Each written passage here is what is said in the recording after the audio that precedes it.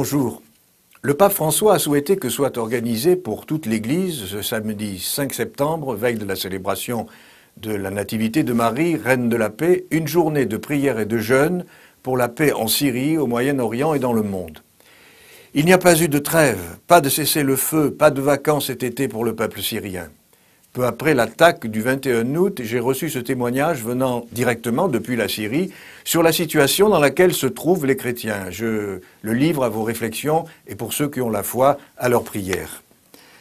La crise syrienne, dit mon interlocuteur, qui dure depuis le 15 mars 2011, ne cesse de se transformer, cumulant les analyses dans un labyrinthe sans précédent.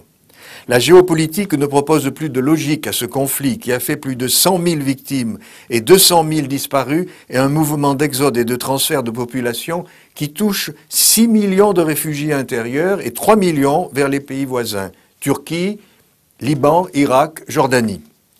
Pas loin de 40% des Syriens sont réfugiés ou exilés. Le pays est soumis à une destruction et une violence sans merci qui a traversé 3 phases. Un mouvement populaire du printemps arabe en quête d'une démocratie et de liberté face à un régime musclé et fortifié en 2011. Un conflit armé entre l'opposition et le pouvoir, affrontement doublé d'un alignement de forces régionales et internationales qui bloquent l'ONU, le Conseil de sécurité et banalisant toutes les médiations en 2012. Et entrée en force des groupes extrémistes qui brouillent la carte et la boussole et poussent la Syrie vers le chaos en 2013. Impossible d'imaginer l'avenir de ce pays, jadis paisible et terre d'accueil de tous les réfugiés du Proche-Orient. Le plus dramatique reste l'absence de tout dialogue. Depuis 3 ans, l'angoisse et le désespoir habitent ce petit peuple impuissant et martyrisé. Les minorités chrétiennes de Syrie, environ 5%, comme celles de tout le Proche-Orient, cherchent depuis plus de 180 ans la protection des puissances étrangères, position qui les rend suspects aux yeux de leurs compatriotes. Ainsi, dans les conflits du monde arabe, ces chrétiens observent une certaine neutralité. Ils ne sont ni avec le pouvoir, ni avec l'opposition. Ils finissent par être rejetés des 2 camps qui voudraient leur alignement. En tout cas, cette politique d'autruche n'a pas sauvé les 2 évêques et les 3 prêtres enlevés, ni les 3 prêtres et les milliers de chrétiens tués ou kidnappés, ni freiné l'exode massif des jeunes et des familles. À noter l'amertume profonde de l'église arménienne, la plus importante à Alep, composée de rescapés de 1915.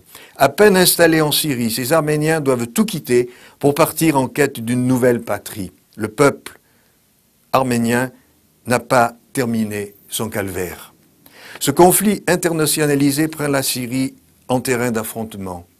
Une cruelle tragédie sous le regard silencieux de tous. Un petit peuple qui porte une croix si lourde à l'image de Jésus innocent et souffrant, Simon de Cyrène se fait attendre. Plusieurs chantiers d'agrandissement des cimetières sont en cours. Une fillette de 6 ans jouait avec son frère à cache-cache. Un franc-tireur abat le petit garçon.